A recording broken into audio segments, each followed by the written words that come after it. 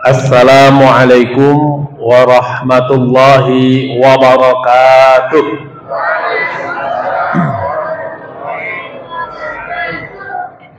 Alhamdulillah. Alhamdulillahilladzi ja'ala syahra ramadhana syahrus siyam wa syahrul qiyam lil mu'minin wal mu'minat. Ashhadu an la ilaha illallah wahdahu la syarikalah wa ashhadu anna Muhammadan abduhu wa rasuluhu la nabiyya ba'dah. Allahumma salli wa sallim wa barik ala Muhammadin wa ala alihi wa sahbihi ajma'in wa man tabi'um bi ihsanin ila yaumiddin, amma ba'd. Wa qala Allah ta'ala fil Qur'anil Karim, a'udzu billahi minasy syaithanir rajim. Ya ayyuhalladzina amanu kutiba alaikumus syiyam kama kutiba alal ladzina min qablikum la'allakum tattaqun. Shadaqallahul azim. Jamaah salat Isya dilanjutkan salat tarawih yang dimuliakan Allah Subhanahu wa taala. Sehat semua Bapak dan Ibu sekalian? Alhamdulillah. Malam ini istimewa.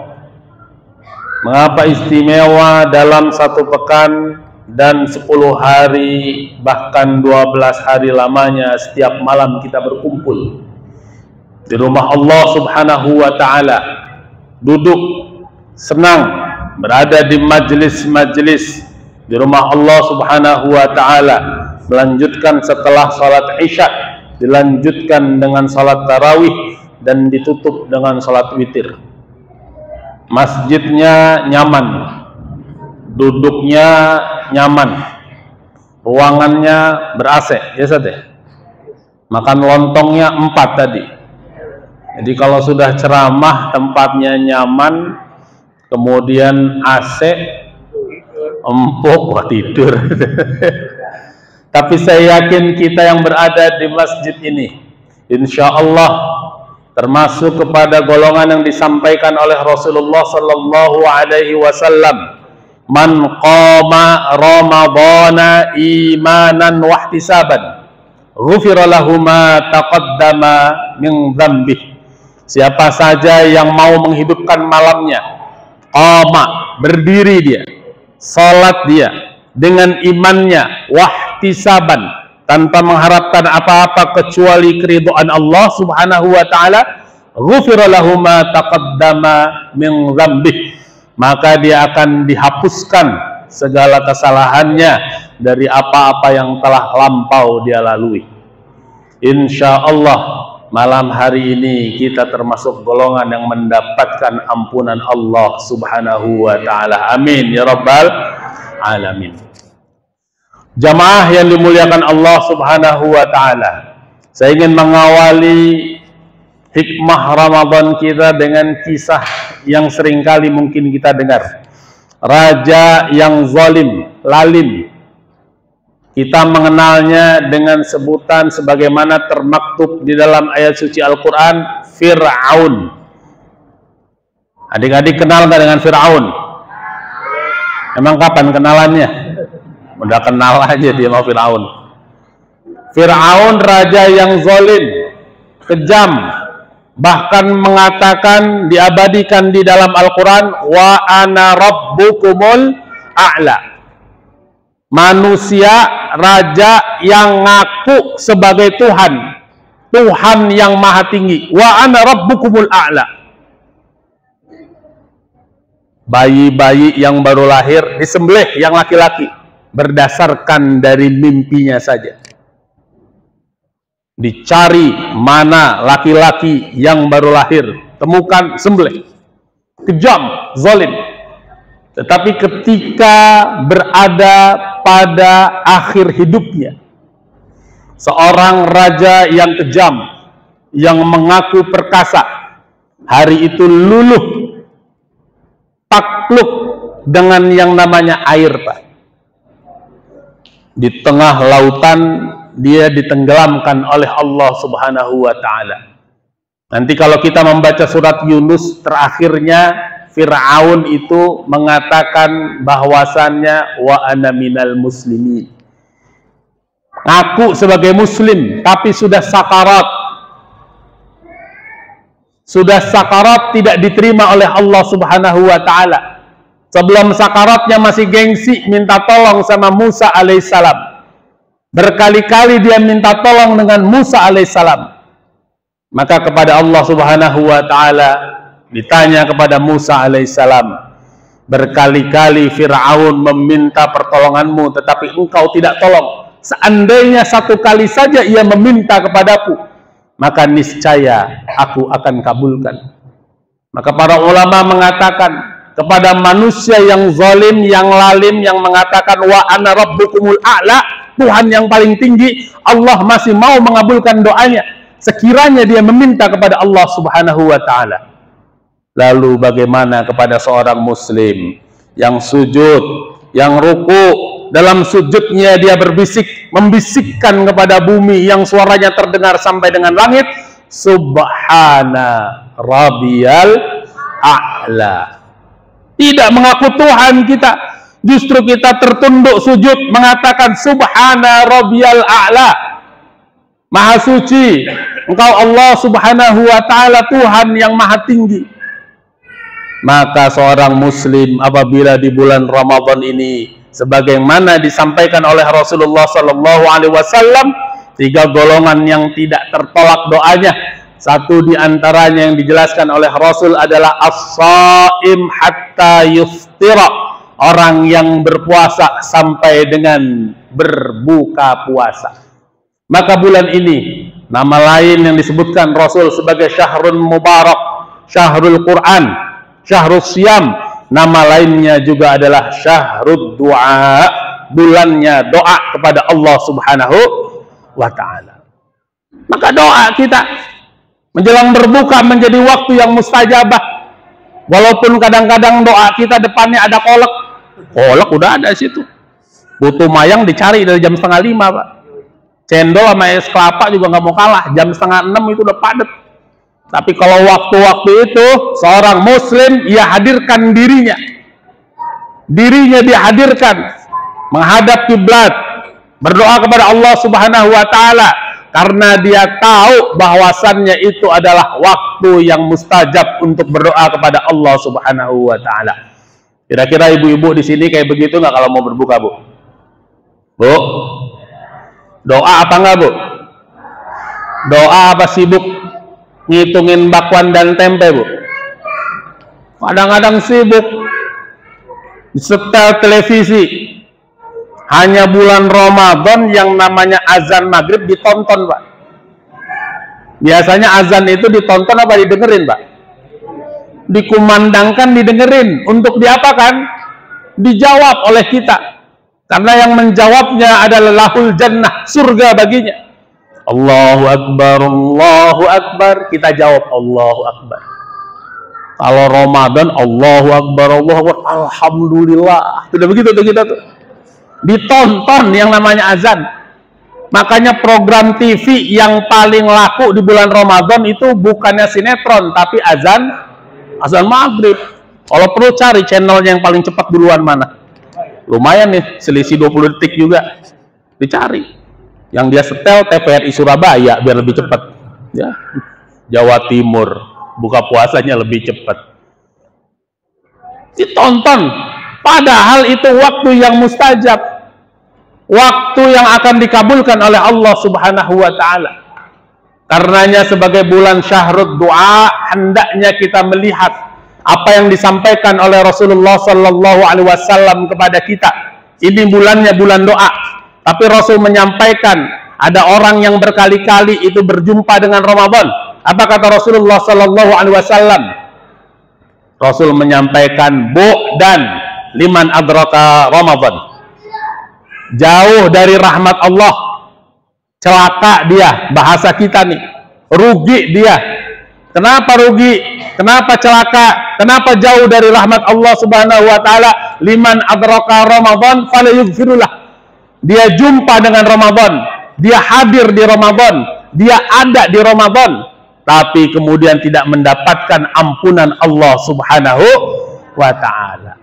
Ada dia di Ramadan, puasa dia mungkin puasa, salat dia mungkin salat, tapi kemudian puasanya dan salatnya tidak mendatangkan kebaikan, bahkan tidak mendapatkan ampunan dari Allah Subhanahu wa ta'ala. Na'udzubillah summa na'udzubillah. Ada yang diceritakan oleh Rasul, dan liman adraka Ramadan, jauh dia dari rahmat Allah, jumpa dia dengan Ramadan, tidak mendapatkan ampunan dari Allah Subhanahu wa ta'ala. Maka memasuki 10 malam kedua ini, kita harus melihat di bulan penuh doa ini, apakah kemudian ampunan Allah Subhanahu wa ta'ala telah sampai kepada kita atau belum. Cek diri kita, jangan sampai Ramadan justru mencelakakan kita. Jangan sampai ketemu sama Ramadan justru termasuk golongan yang disampaikan Rasulullah, dan yang jauh dari rahmat Allah Subhanahu wa ta'ala. Maka di bulan ini, di 10 malam kedua ini, hendaknya kita memohon kepada Allah Subhanahu wa ta'ala, karena ini bulan doa, bulan ampunan. Pada 10 malam kedua ini sebagai maghfirah, ampunan dari Allah Subhanahu wa ta'ala. Yang pertama, pastikan kita berdoa kepada Allah Subhanahu wa ta'ala dengan yakin dan penuh harap kepada Allah Subhanahu wa ta'ala. Doa. Kadang-kadang kita nggak mau doa, cuman cepatnya aja. Kalaupun doa, untungnya masih mau dipimpin oleh imam, sehingga kita masih bisa mengucapkan amin. Tapi di rumah jarang kita doa, padahal intinya dari ibadah adalah ad-du'a. Ad-du'a mukhul ibadah, doa otaknya ibadah. Kalau sudah doa, mintanya kepada Allah Subhanahu wa ta'ala, yakin kita dengan sepenuh hati, Allah yang akan maha menjawab permintaan kita. Doa. Maka kata Rasul apa? Ketika Rasul kumpulkan para sahabatnya, disampaikan, ya ayuhan nas, wahai manusia, tubu ilallah, taubat kamu kepada Allah Subhanahu wa ta'ala, fa inni atubu ilaihi fil yaumi mi'ata marrah. Karena aku dalam satu hari, kata Rasulullah SAW, bertaubat kepada Allah mi'ata marrah. Berapa kali, Pak? 100 kali. Mi'ata marrah, 100 kali. Maka minta kepada Allah, ya Rabb, minta, berikan, ampuni, sembuhkan. Begitu. Ini kadang-kadang orang Cipete ada yang kagak yakin sama Allahnya. Dia doa, dia masih pakai semoga. Ya, Ustaz, ya? Ada tuh masih begitu tuh. Udah mintanya sama Allah, masih minta pakai semoga. Ya Allah, semoga anak saya lulus ujian. Mintanya kepada siapa? Rabbul Alamin, Tuhan semesta alam. Masih kagak yakin dia. Ya Allah, mudah-mudahan anak saya sembuh ya Allah. Ada yang begini begitu, Bu? Bu, ada yang masih minta kepada Allah, masih mudah-mudahan, Bu? Ada nggak, Bu? Kagak ada di sini, insya Allah. Tapi di tempat lain kadang-kadang masih ada. Padahal kalau minta kepada Allah, bagaimana diajarkan Rasulullah kepada sahabat yang dalam kondisi sakit, Sya'ad. Sahabat namanya Sa'ad. Apa kata Rasulullah? Allahumma shfi Sya'dan. Ya Allah, sembuhkanlah Sa'ad. Allahumma anta rabbana si'adhi bil ba'sa ishfi anta syafi la shifa illa shifa'uka shifa'an la yughadiru saqaman. Dia doa tuh. Ishfi anta syafi. Ya Allah, sembuhkan engkau yang maha penyembuh. Minta anak soleh, apa doanya yang diajarkan para nabi kepada kita? Rabbi habli minas solihin. Ya Allah, karuniakan. Ya Allah, mudah-mudahan dapat anak yang soleh. Lah, masih mudah-mudahan. Mintanya sama Allah. Maka minta sama Allah, ya Allah, karuniakan anak yang soleh.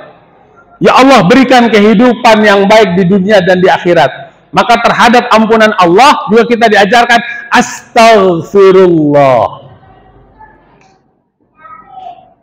Aku memohon ampun kepadamu ya Allah. Astaghfirullah. Tambahkan taubat. Astaghfirullah wa atubu ilaih.